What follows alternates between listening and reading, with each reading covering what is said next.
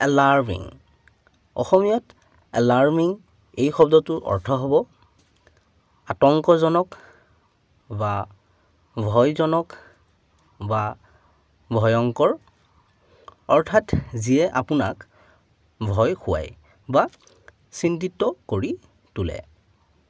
অহা এই দুটা বাক্যৰ সহায়ত আৰু বেছি ভালকৈ বুজি লওঁ। The disease has spread at an alarming rate. এই ৰোগ ভয়ংকৰ হাৰত বিয়পি পৰিছে। The forests are disappearing at an alarming rate. অৰণ্যবোৰ ভয়ংকৰ বা ভয়জনক হাৰত নোহোৱা হৈ গৈ আছে।